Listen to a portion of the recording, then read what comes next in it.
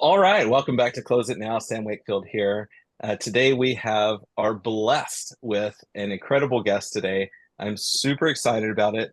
And also, this is one of the thing our guest today is someone who is insanely inspiring, insanely motivating, and proves that there is no such thing as limits. Our limit is only in our mind. It's only in our head. We can literally do anything we set our mind to do and want to accomplish.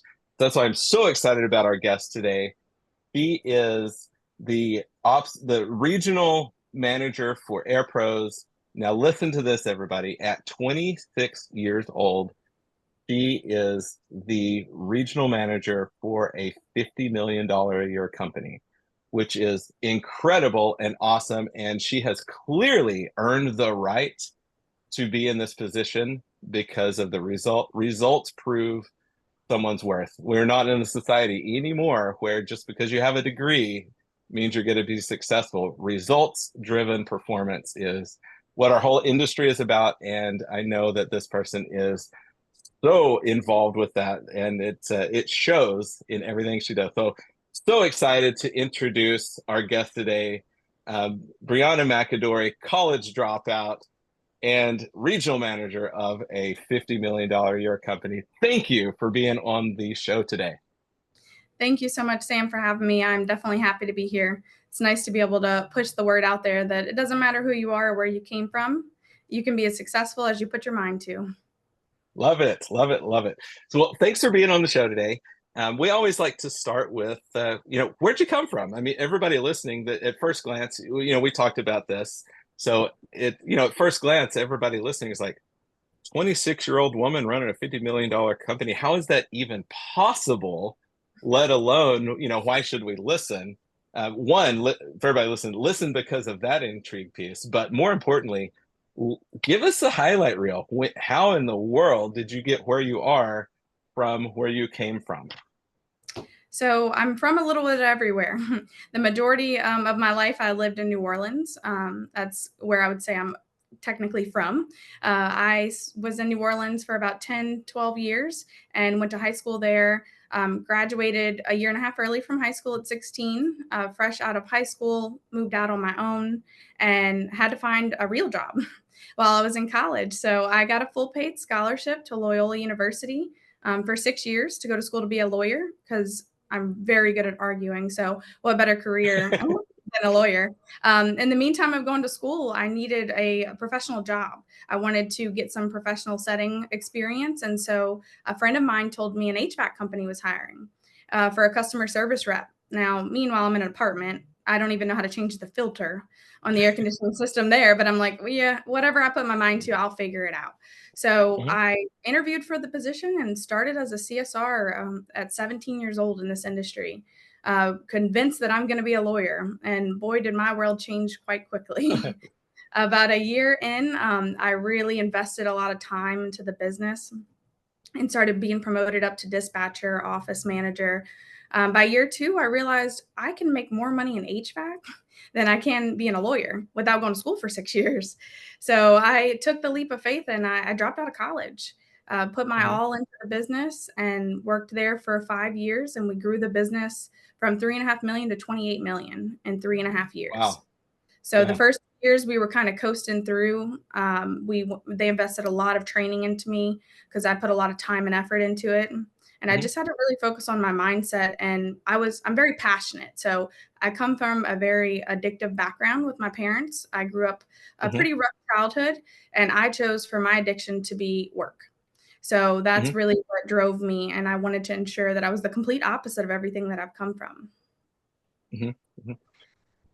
I love it. I love it. So let's unpack that a little bit. So you started at 17 as a CSR, and by 19, you were running the entire call center. Is that what I heard? The call center and the dispatch department, yes. And the dispatch department at 19. That is incredible in its own because you chose to be someone worth leading people. Where were the big moments of like you started to realize that when you have the mindset and the skill set to be able to be a leader, let alone, do the work, but Now we're talking about leadership. We're talking about some different things than just being a really good CSR, right? So Mhm. where were some of those moments when you're like, you know what, I can take on this responsibility. I do want to grow into those other positions. Where was the big change happen for you? So I found that I'm very blessed in the childhood that I grew up. I've been a leader from the jump. So I raised my brother and sister at a very young age and had to kind of take charge. So I'm aged well Hmm. beyond my years.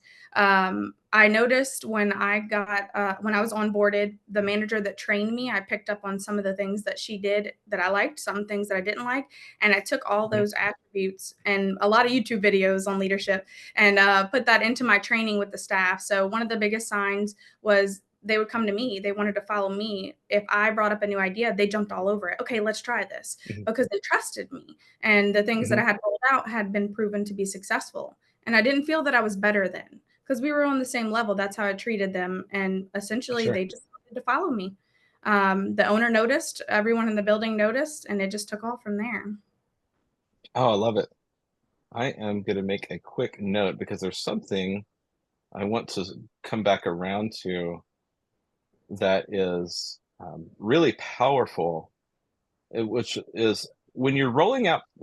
We'll talk about this more in depth, but I want to talk about because I know so many leaders, so many owners in our industry struggle with, and I'm sure you've heard the same kind of thing. Is I have these ideas for the company, for the team, for processes, for systems, but how do we roll them out in a way where people are where they'll adopt it, where they are engaged, where they actually like the idea, they embrace the idea and even try it, and not to get the resistance and the pushback from employees and from people on the team, because that, I'm sure you hear that too. It's like I have all these things that I want to try, but I get nothing but constant battle from my team every time we try to roll something new.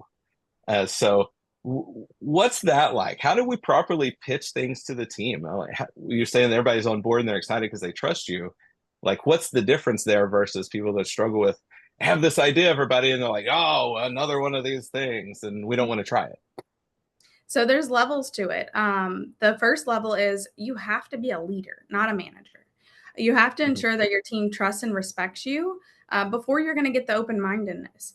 And once you get to that level, you also have to be very particular about how you implement things. Make it their idea. Have them partake in the idea. So, what's the root problem that you're having? What do you feel is the solution? Now you drop little nuggets about this issue. Oh, well, for dispatching, for instance, you want to I turned the dispatch features off for the technicians to dispatch themselves.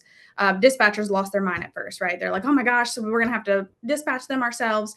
Well, so then Mhm. I turned it back on. And then the complaints were, oh, they're just dispatching to the next call and not finishing their calls. And I'm like, wow, yeah, that sucks. I wonder if there's something that we could do about that. And just keep dropping these little golden nuggets. And then you have a meeting with them and you're like, okay, guys, this is the issue that we're having. What do you think that we can do to fix this problem? Let them Mhm. talk and lead them to that solution and then have them partake in it. When it's their idea, it's a great idea. When it's your Yeah. idea, it's not always a great idea. And then, you win together, you lose together, right? If it works out, Uh-huh. great, fantastic. They feel so good about themselves and it empowers them. And then if Hmm. if we lose, guess what? We lose together. I approved this implementation, this process, and we're just going to try something else. We're going to roll with it. Hmm. And Yeah. like I said, is trust, respect, and have them be involved. Even if they can't create the exact solution for you and you don't know how to lead them into that direction, have them partake in it. Hey, I'm thinking this may be a good idea. What do you think is going to work with this? What Hmm. isn't going to work? Let's jot some notes down. How can we make this work? So that's a big Right. culture that I've created is I don't want to hear that we can't do it. How can we do it? Now, when the Yeah. how can we do it solution sounds absolutely bananas, then maybe that's not something we're gonna roll with, but we wanna make sure we keep a positive mindset on Hmm. everything. This industry is ever changing. Hmm. Yeah, absolutely. Oh, I love this too. It's when they are so involved in co-creating the systems, and I love this so much. This is, I mean, part of the way that I train for, for sales and that kind of thing is helping the homeowner to co-create projects so they can't say no to it. They're on board with it and it closes at the table. It's the same thing with our team, right? It's like Yes, they've got to be on board. We have to remember our employees are customer number one. Correct. We take care of our employees, right, and our team, right. They Mhm. take in turn take care of our homeowners correctly, right? Absolutely. I've always believed in that. Employees first, customers second. Because if you take care of your employees right, they're always going to take care of your customers. Hmm. Oh, I love this. So good. So we're into your growth journey into leadership. A couple years in, you're running the couple divisions in the company. You continue to grow, right? And so now you're into this place where you are now. How did you get? How were you promoted to this position with AirPro? So like, how did that jump happen? So that's an interesting jump and not one that people like talking about too much, right? So, given my success and the what I've built myself up to, I'm now very comfortable talking about it. I worked at the last company I was with for 5 years. Everyone has downfalls, right? Everyone gets dropped to the bottom of the barrel at some point, and that happened to me in August of 2021. My father unexpectedly passed away. And I was currently going through a divorce at that time as well. So Whew. I'm one of the strongest people that I know. I felt that I can overcome anything like I did in my life. It hit me pretty hard. So I was not myself for about a month, 4 to 6 weeks at work. I was doing the Mhm. bare minimum to get by, and it wasn't really sustainable for the company. So the company brought me in and told me that unfortunately I've been going through a lot right now, and they can't really partake in that. It's affecting the company too bad, so they let me go. Wow. Okay. So that was a huge rock bottom for me in my career because I put my all into everything to a fault sometimes. And I put my all into that company for 5 years. And I went home, I cried for a couple of days, and then I applied at every company that I possibly could, whether it was a CSR position, dispatcher. I needed to get back in the trades in another business. I sent my resume over on Facebook Messenger for businesses that weren't hiring because if they see me, they're going to want to hire me. They need me. And this was kind of during COVID time. So when I did Mhm. interviews, I'm not oblivious. I'm a young woman. A lot of older people look at me like I'm a child and they don't believe that a woman should run a business. So I Mhm. wouldn't turn my camera on. So that way they couldn't see that I was so young because you could tell that I'm Yeah. young. And I interviewed, and within the first week, I had 20 offers, half of them Wow. being double what I was already making at my last Hmm. company. So honestly, it's the best thing that could have ever happened to me. And one of those offers happened to be from Hanson. So Yeah. here at Hanson Supertex, and I got hired on as a service operations manager. Hmm. I had no idea what that meant, but I was going to do it. I love it. So, and the cool thing that I'm hearing here too is one that winners don't like really suffer through setbacks. Yes, it hurts, and also who you are and the level that you can produce and perform. So, so everybody listening, when things in life happen like that, yes, take some time to go through the process. Cry your ass out for a couple days. I've had those moments in my life where it's like, oh my God, this sucks. But boy, one of those lessons is like choose a timeline to go through the valley of despair with a set ending time. It's like, Yes. okay, it's like, yes, give yourself grace for those emotions and those feelings. They're valid, but how do we get past it, right?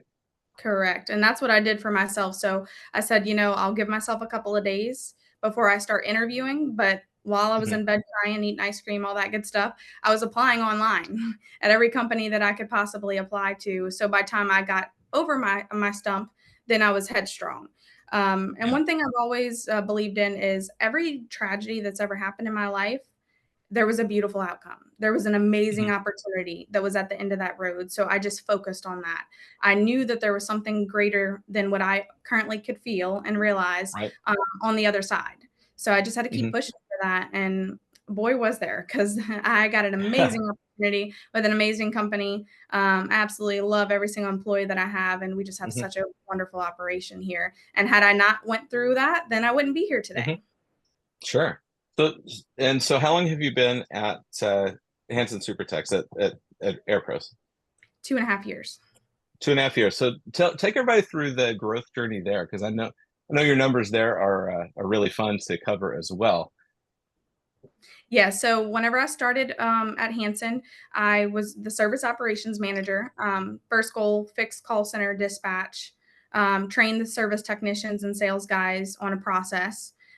There was the call center dispatch was one department, like there was no separation.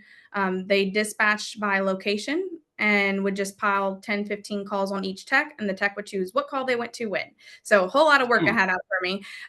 So I started there. So I'm very grateful that I started in one department because yeah. I worked through the process, trained the dispatchers how to dispatch for profit.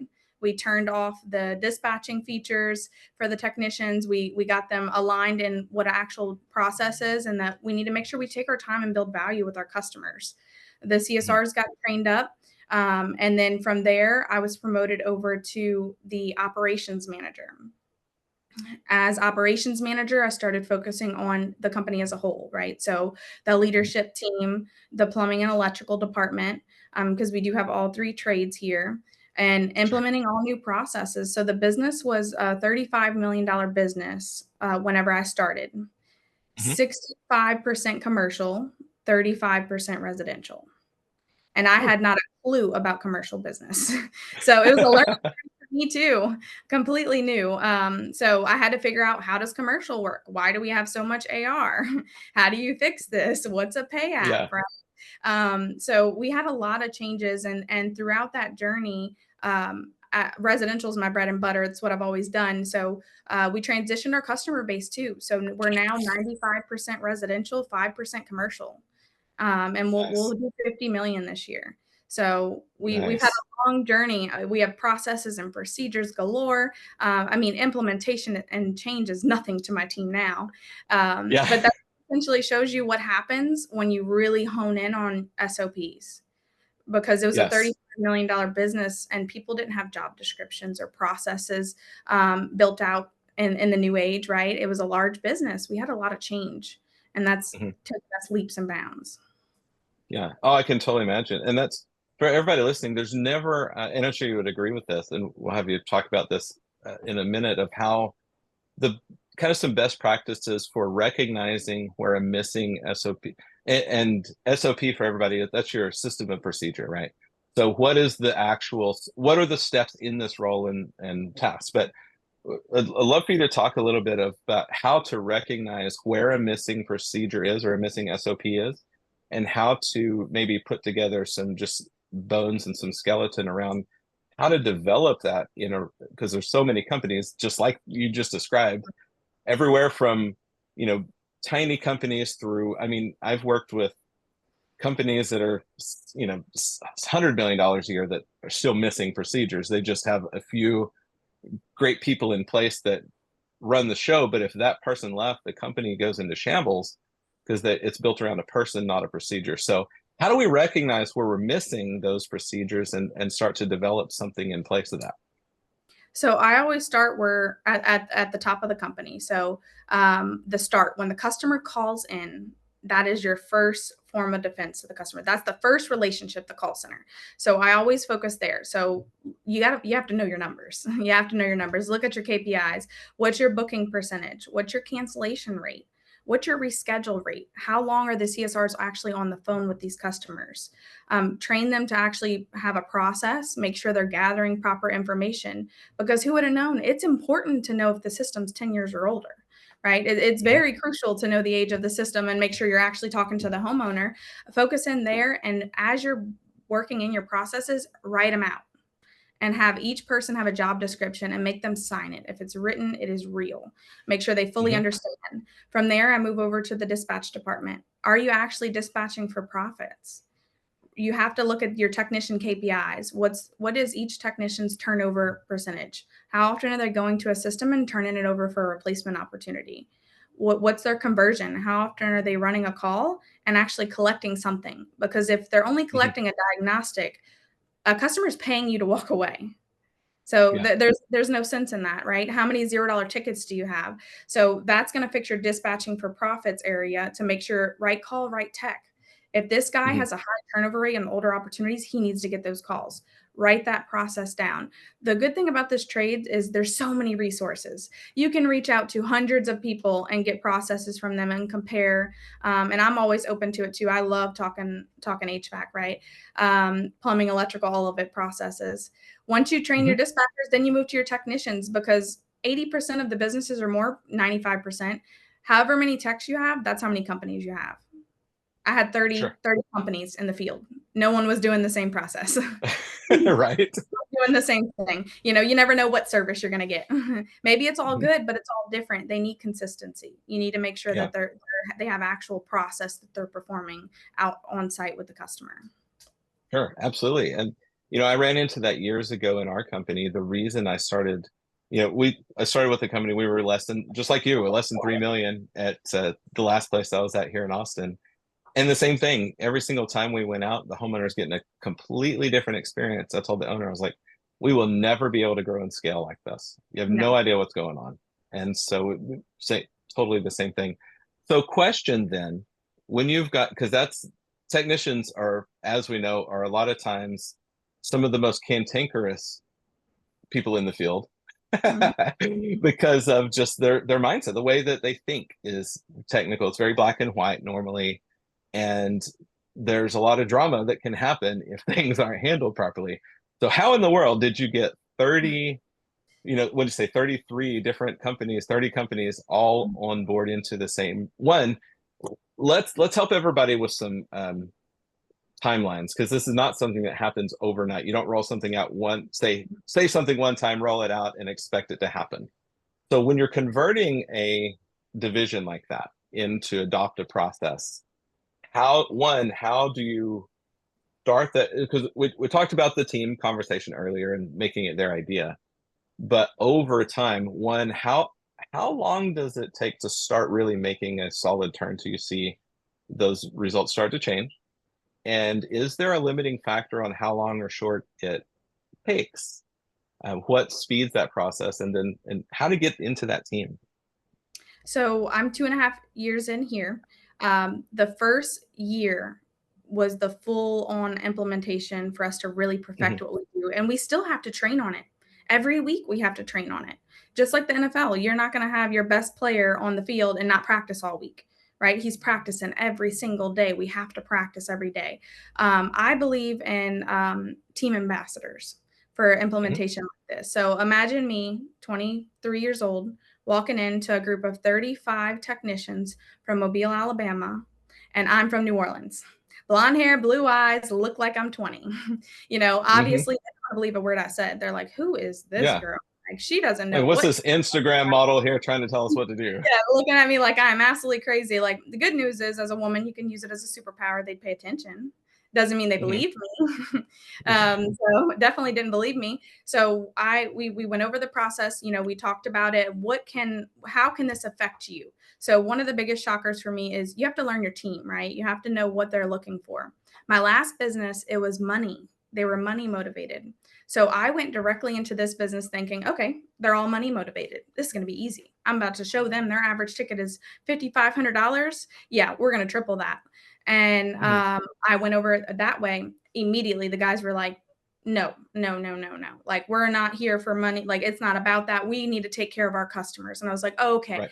This is not saying we're not going to take care of the customers. I had to completely change the approach because I did not take the time to make sure I understood what they're looking for.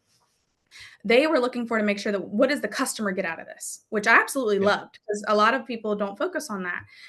So you Mhm. have to find the root of what is going to make them want to change. And in this case, it was the value this customer is going to get from this process is worth far more money than they've ever received before. We were purchased by a parent company of Air Pros, so that was a change. Well, now you are able to get more for your money. We're able to afford higher innovative technology. We're taking your entire system apart, doing a full clean test and inspect before we do anything, which is Mhm. completely sets us apart from everyone else. And that's the service we're providing. That's why we need to do it to take care of our customers. So we trained with a couple of technicians that were really good technicians, open-minded, wanting to improve. Everyone's got to have at least one or two of those guys. When Sure. they learned that process and they bought into it and they started making more money, their customers were happier. It spreads like cancer, right? Mhm. It spreads. So then everybody's like, oh, well, let me try using this process, right? So then they Sure. get bought into it. And then once they're bought into it, now it's a requirement. Like this is, Hmm. this is it, it is what it is. And everyone who learns this process that's fit to be here and that knows what we're looking to do for our customers, they love it. I mean, this is just what we do. Hmm. Yes, it's more time consuming, but we're here to take care of our customers and make sure we provide them with multiple options.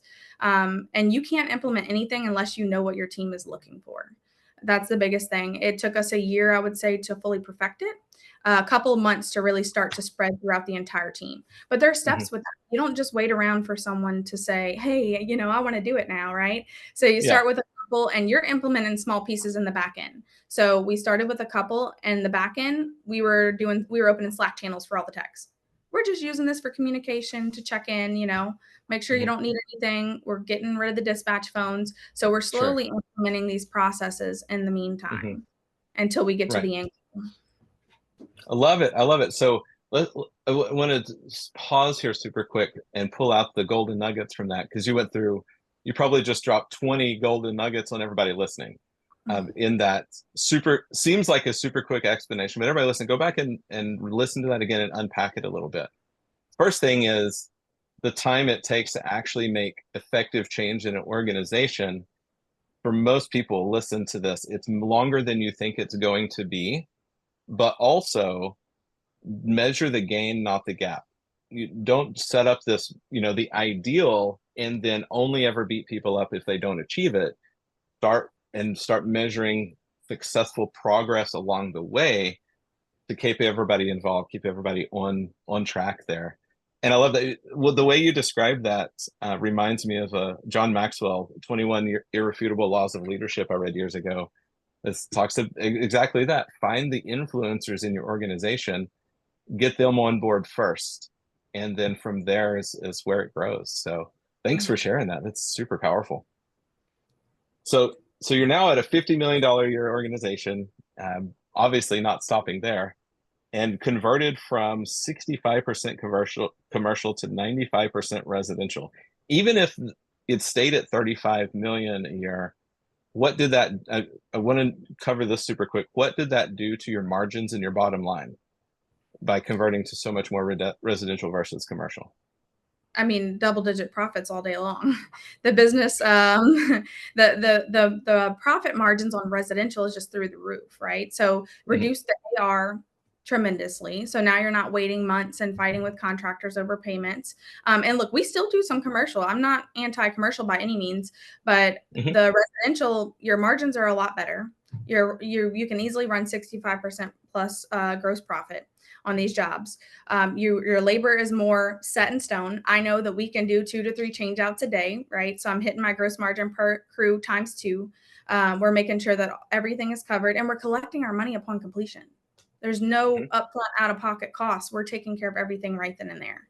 So it was completely different. I mean, we had a lot of work to get there, and it helped that my bread and butter is residential. So I love residential. It's Sure. easier to train the technicians on. We build those relationships in our community, and we're able to touch so many more customers than just a couple of large Mhm. commercial jobs.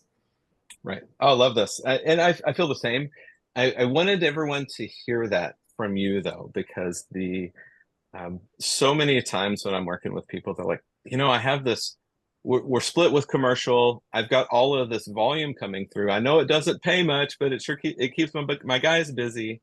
And what they don't realize is the opportunity lost, that they could replace this, 8% margin job or 10% margin or 3% margin job with one that's 50 or 55 or 60 or 65%. So there's that opportunity lost that most people miss in this conversation. Yeah. Is that something you can cover a little bit? Yeah, absolutely. I mean, the majority of commercial jobs, at least for this particular area, we were looking at 50, 60% costs on materials and equipment Mhm. alone. Like that already is only leaving you 40% left over. And then you still 30 to 40%, you still have labor to cover. You still have overhead and bills to cover. Whereas on HVAC, we can easily sell a replacement for 15 to 20% material cost. And even if Mhm. you're selling at 25 to 35%, you're still so much in the green. People get scared by the volume, right? So a Mhm. commercial job is you could do $1 million commercial job, and it's such a lot of it's so much money in revenue. Well, if that's 60, if that's let's be nice. If that's 50% equipment costs, 20% labor, that's 30% gross profit. First of all, is very rarely ever going to happen on a commercial job. And Right. then you do that volume at residential and you're at 20% material cost, Hmm. 20% total labor. Now you have 60% gross profit. It's about the money that's in your pocket at the end of the day, not Yeah. the top dollar revenue, right? So that's the Hmm. biggest focus, is to make sure you're very profitable. And if you have a large commercial business, you can convert and get a lot more residential customers. Contact all your commercial contracts, offer the employees a maintenance for free, offer them a discounted maintenance contract. Now you're in their door. They're happy with what you did. Now they're telling their friends. And then it just cascades from there. So that's one of the biggest things we did to really drive some additional residential clients, is we utilized our commercial clients to do so. Hmm. Yeah.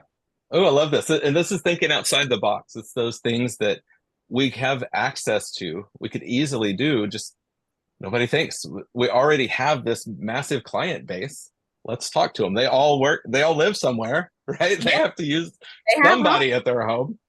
Yeah, they have homes. And then usually when you're doing commercial, you're dealing with the general contractor, you have the actual Hmm. location. And a lot of time, a lot of people do the new build construction for commercial, right? So they're about to Hmm. hire all these new employees. So my contract also comes with a perk. All your new employees get a free maintenance for a year. So Ooh, now brilliant. I love for this. their employment at this new business. And then we've gotten a couple of bids extra just by that extra offer, because now they get an extra Hmm. perk for their employees too. And then we're getting in their doors. And we just I need to love get in your door this. one time, and then you're gonna call us back every time. Oh my gosh. And for everybody listen, and like employers and the people love if they can give extra value to their employees without costing them anything. I can't really think of many places that would say no to that. No. So that's massive value for one. But two, it's so cool. I mean, and so many times, everybody listen, I know you've done this. You've gone into your commercial accounts and you start talking to them and they'd have no, because that's the way that they have seen your company. Most people just think, well, that's all they do. So they don't even think to call you for residential. So having the communication, having that conversation and making sure that all of your commercial accounts also know that you do residential is step one. If we don't tell them, we might as well not be doing it. So, man, I Yeah. love this. So thank you for that. That's a big nugget for everybody out there listening. Implement that right away because it'll make a big difference for you. So we've got so now we're in this place here, $50 million a year. You're crushing it. You're doing some cool stuff. Big weekend already into and we're in April. You know, you've done several $100,000 in the last 3 or 4 days, and prepping for summer. What are some of the because you're so operations, I love these kind of questions. What are some of the maybe top 2 or 3 things that you've done with your organization, with your team to prep them and really get ready for launching into this summer this year? Because we know it's going to be a crazy one.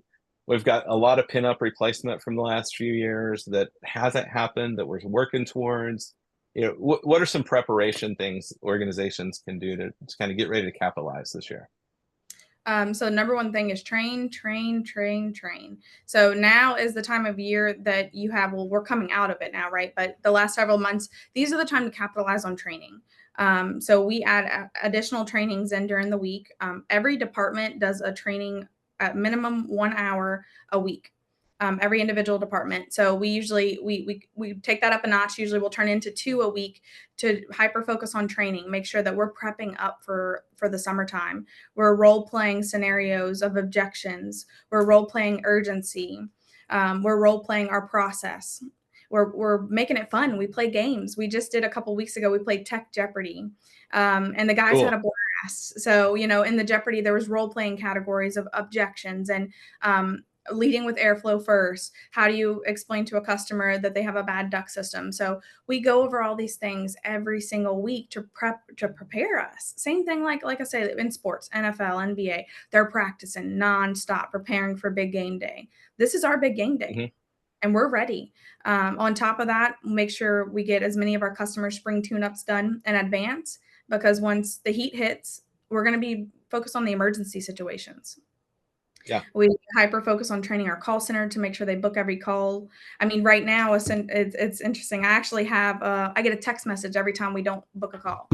And this is kind of a large organization for that, but because we're hyper focusing on ensuring we're able to book every call. And in order to do Hmm. that, you have to inspect what you expect. And Right. this is our hyper focus. So we build a schedule out of what we're going to focus on to prep for the summertime. And it's train, train, train. That's what we work Hmm. on. Technical training, process training, operational. And the second biggest thing is recruiting. We Hmm. are always recruiting, but we are hyper focused on recruiting throughout the fall because not many others are looking to recruit during the fall. You're going to find the Right. best players, and the A players. This is their down season. Good luck finding an A player during the summer. Right. Now is the time to recruit and focus on making sure Hmm. you're bringing in the A players and preparing for summertime to where you're ready to take over. I love this. So drive down the recruiting road a little bit, because recruiting is also something that most people don't have a very good handle on or even know how to get started. They think recruiting is putting up a ZipRecruiter ad and, some monster, well, I guess not monster, but putting an ad on LinkedIn and, hoping for the best. And, well, nobody's coming to me. Well, most people forget that all of the best people are already working for somebody else. We're only finding unemployed people in those places mostly. Let's talk about recruiting, because there's some definitely some power ways to recruit that most people miss. Yeah, so I get very creative with recruiting. Anyone who knows technicians, tradesmen, they don't really want to go online and fill out an application. They'd rather just stay where they're at than deal with that, right? They're not Yeah. going to go and build a resume. You're not going to find many that'll do that.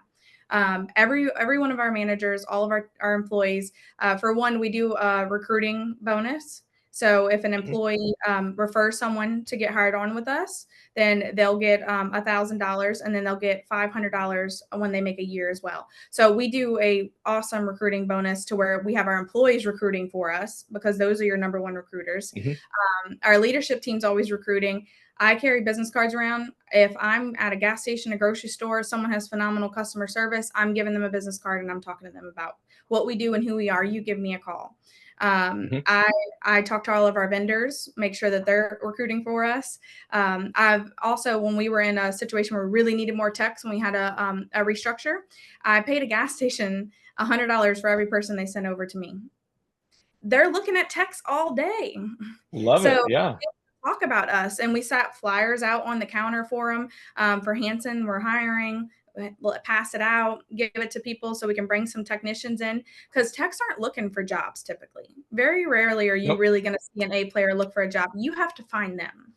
So Hmm. another creative thing that we do is we have in-house job fairs. So I've done this in my past. We're moving into a new building here where we'll have space. So next month is going to be our first one here. We have a on a Saturday, couple hours, couple employees, couple of managers, food, drinks, snacks. Walk on in, open interviews, come have a good time, get to know us, because the techs are not going to need to come in during the week. They're working. Give them a Yeah. free open space. Don't worry about an application. Just come in and have a conversation. Conversations Yeah. are free. We'll feed you while you're here.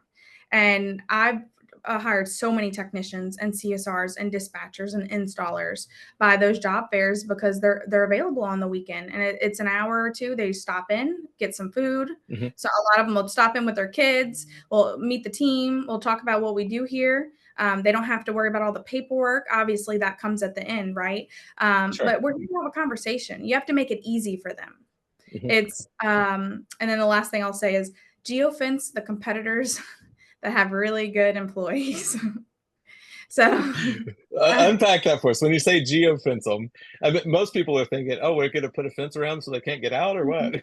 no, no. So another thing I've done marketing wise for recruiting is you can set geofences. So I would contact whoever you do marketing with, because I'm not a marketing expert. I just know that this works, and I've done it many times before.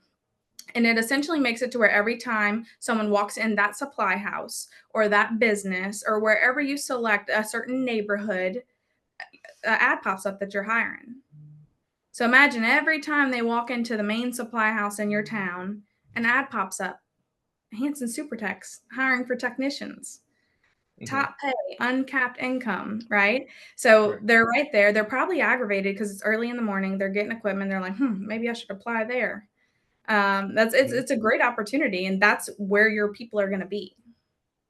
I can really imagine too that that specific ad, you could really be very specific in the wording and talk to that individual. And even if, like, we know that, I'm going to give a random example. If we know that one big company in town who's got a lot of A players has one specific problem that they complain about, we can even Mhm. message in our ad directly to that type of problem. We don't have this. Very generic. We're not pointing fingers, but you won't Mhm. ever have to experience that with us, XYZ, right? Yes, exactly. Because I mean, most areas, if you know that you have a competitor, you know something about them, right? Hmm. So you can be very, very intentional with your postings, Right. absolutely. Because and they're not going to think about that, but it's going to Hmm. trigger something like, so I don't have to deal with that there. Like if you're someone who Yeah. doesn't offer on call and you want to hire from companies that have technicians, but they do on call, and obviously they'd rather not have it, no on call, give us a call, be specific about exactly what Mhm. will trigger them to get them to call you. Right. Yeah, really speak into the pain points, right? And of Absolutely. course, this is such a great conversation too that ties into, obviously the main theme of this podcast is sales, and how, even more than that, communication. We know sales is really just getting better at communicating, and so being very clear in calling out the pain points and offering a solution from that. Yes. So it's huge, and it's a great way to recruit. You always have to recruit. If you're going to grow, Mhm. you're always recruiting. Another thing people always say, well, what if there's not enough technicians? I've hired all the good ones, and there's nobody else, from no installers, no technicians. There's nobody else out there. Well, there is someone else out there for one, but for two, Mhm. you can train them in house.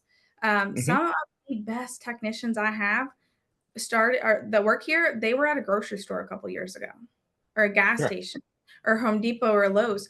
You hire for communication skills. If they have Mhm.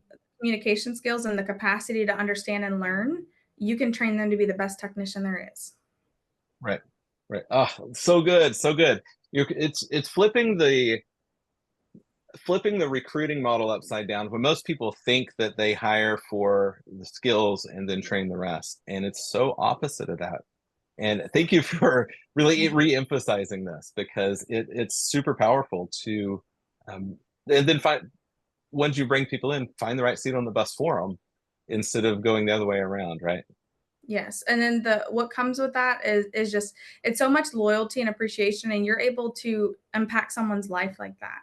Hmm. And I think back to early on in my career, I started off in this industry making $10 an hour, Hmm. living the dream. I was so excited about this job, and that business put so much into me and training and uplifting me and building me into the leader that I am. And without that, I may not be exactly where I'm at today. So I'm Right. so grateful, and I would have stayed with that company forever because of what they Hmm. put into me. So you're building on Right. your culture, you're changing people's Hmm. lives, and look, that's what I'm here for. That's why I'm in the Yeah. industry. I want to change as many lives as I possibly can. Ooh, I love it. Let's and that's so everybody listening, I hope you're hearing the theme here. Every single thing that we're talking about, the underlying theme is helping. It's helping people. It's like, one, getting to know your team well enough to know what they're working towards, right? You somebody's saving for a house, or they need a new car, or they're having twins coming up, all these things. How do we help them be successful in life first? And then by extension, they're going to do the best they can and be loyal and all those things. So, oh, super powerful. So let's turn the corner here a little bit, because I'm so blessed and grateful, and thank you for being on today, being a woman in the trades. Women belong in the trades. Yes, I we know do. you've been to, yes, we do. I know you've been to some of the events, the women's events and stuff this last year. Tell us a little bit about that, and what those events are like for all of the women that are listening. One, tell them what they can, learn, and how they can grow by attending the women's events. And because I'd love I know there's a lot more women in our trade than show up, at those types of things. And so speak into the women in our industry a little bit. Yeah, absolutely. So it's something that's not talked about enough. Finally, there are a few women's groups out there. I spoke at E3. Hmm. That's a women group for the trades in February. So they're a very, very impactful organization. They have another meetup May 1st at the start of Profit Rocket. So that's Hmm. a big trade event that's coming up as well. It's super impactful. So there's also women in HVAC and R. So that's huge. And then I just spoke at Women in Plumbing and Piping. So they're an Okay. upcoming growing women's group that's absolutely fantastic. I've learned so much by being in these groups. I felt like I kind of toughed it out for like 7 years on my own, like acting like, oh, it's okay, it's fine, it's normal, it's normal. It's not normal being a woman in the Mm-mm. trade, but it's right. And having to be able to surround yourself with so many women that are experiencing the same things that you are or on a different level than you are and have already overcome those challenges is phenomenal, because Hmm. men don't get it. So like they're Right. not in that situation. So to be able to talk to a woman who has overcome that and has been through that challenge that you're currently facing, it's just amazing. You learn so Mhm. much and it helps elevate you to a new level because you realize, well, they overcame it, so can I. And they can give Mhm. you some tips and tricks. And on top of the fact that it's empowered with a trade knowledge, just like a lot of the other trades events, you can learn sales tactics and service and communication. We talk a lot about leadership. There are really some amazing groups out there. If you're not a part of one, you need to join immediately. I recommend all three highly. The larger group of women, the better. And Mhm. it's just nice to have open arms and be able to have someone who really will help you and understand where you're coming from. Right. Oh, I love this. Personally, I've been on such a mission this last year to feature more women in the trades, as well as, just forever in my history, I've always hired women first because I understood early on that as good as I could be in the house, just naturally, women have so much better instant rapport with homeowners. The connection is better.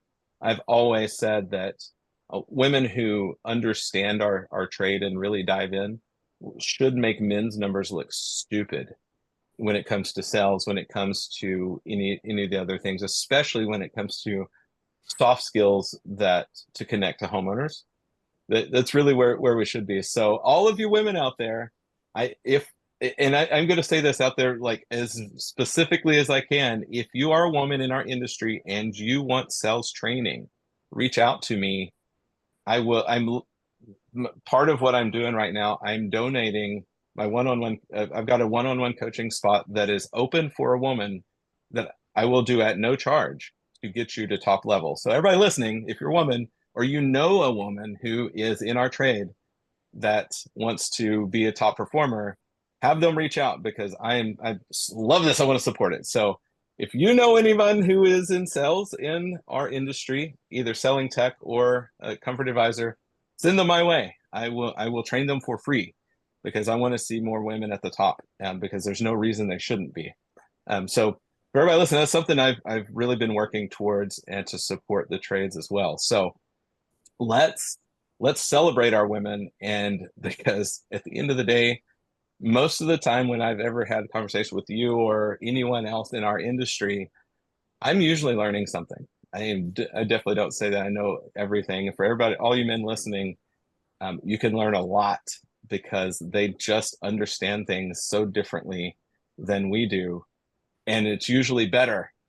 And so drop the ego, because we're all on the same team. And the more not, and it's not just women, the more that we get racially mixed in our industry, and the more that we become so much more welcoming and open arms within our industry, man, your organization is going to grow like crazy. So this is my soapbox. I wanted to just mention that, but I thank you for giving back into the industry with E3 and the women's groups that you're working with and speaking at, because I mean you've come to the place where you're a leader, you're a thought leader in the industry, and we're grateful to have you for sure that you made that decision.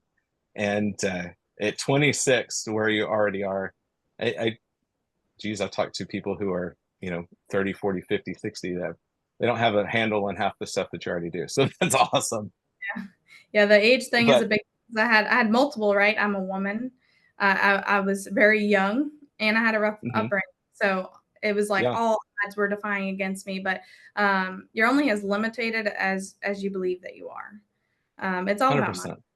all about mindset. And I'm Hmm. officially 26, over half of 50, so I'm confident to say my age. I feel like this is my year that I reached adulthood, and I can be proud. I used to like cover it up and be nervous and try to change the subject, but now I'm like, oh no, I'm old enough now. Oh I've yeah. made Well, enough. word. And honestly, age doesn't matter. It's results, right? That's what we talked about. Something everybody, I'm going to say this again. If anyone can do it, anyone can do it. So that means to view this interview, listen to this interview and see it as what's possible. Don't see it as, well, because of her situation, she could do it, but I never could. No. No.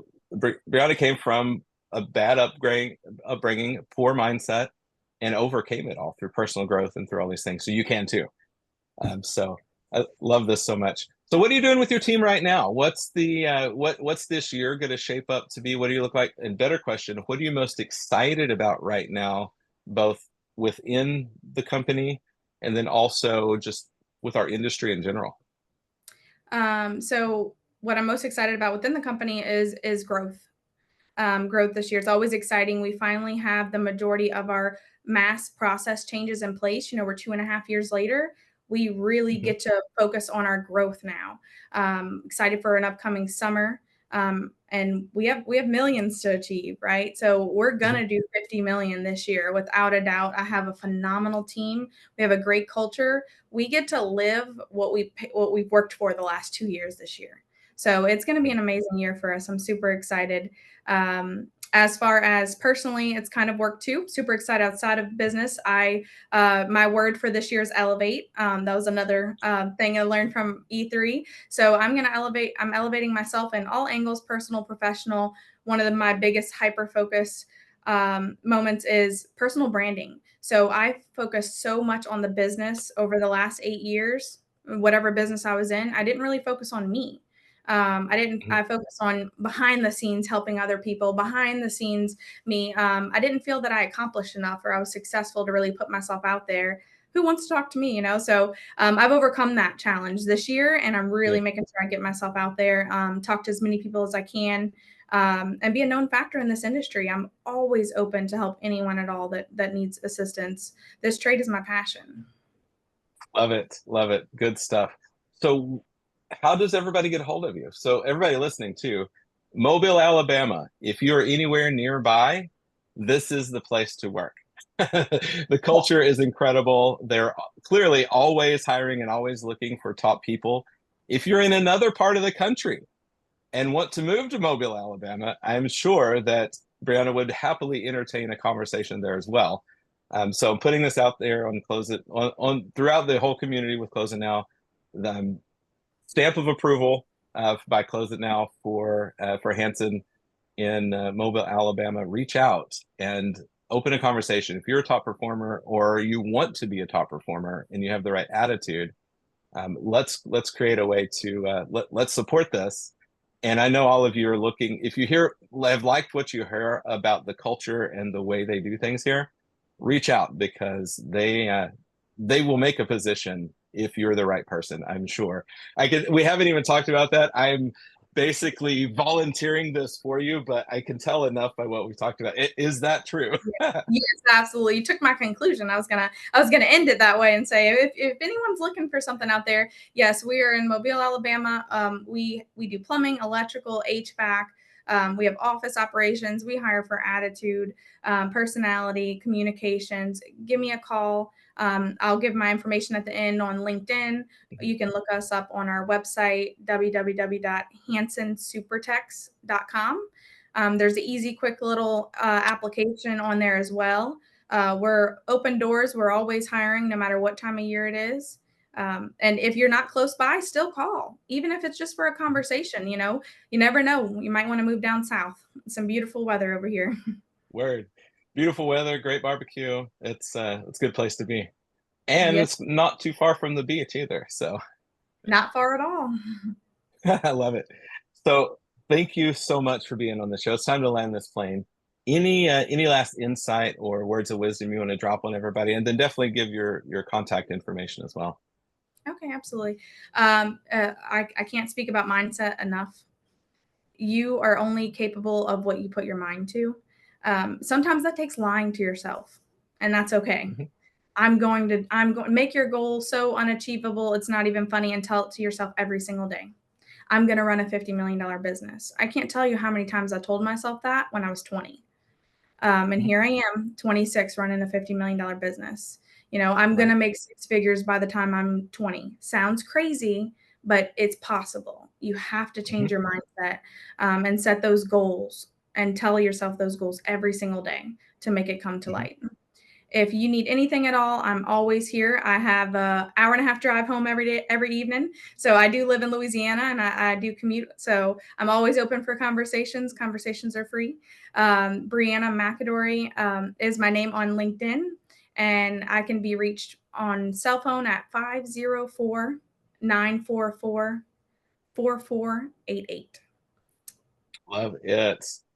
Thank you so much for that info. I'll make sure that's in the show notes as well for everybody listening. If you're like driving, because it's Drive Time University, most of you are driving and listening. So I'll make sure it's in the show notes so you don't have to dangerously try to make notes while you're listening.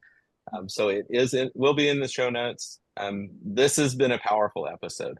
Thank you for breaking stuff out for us in a way that, most people at your level are very scarcity mindset, and they just don't like to open up their playbook of, what we've done to be successful because they think somebody's going to steal their thunder. And I appreciate you functioning from an abundance mindset to help raise the standard of our industry. And it's something that's very near and dear to my heart. And I appreciate you for everything that you're doing to give into the industry. It's super does not go unnoticed.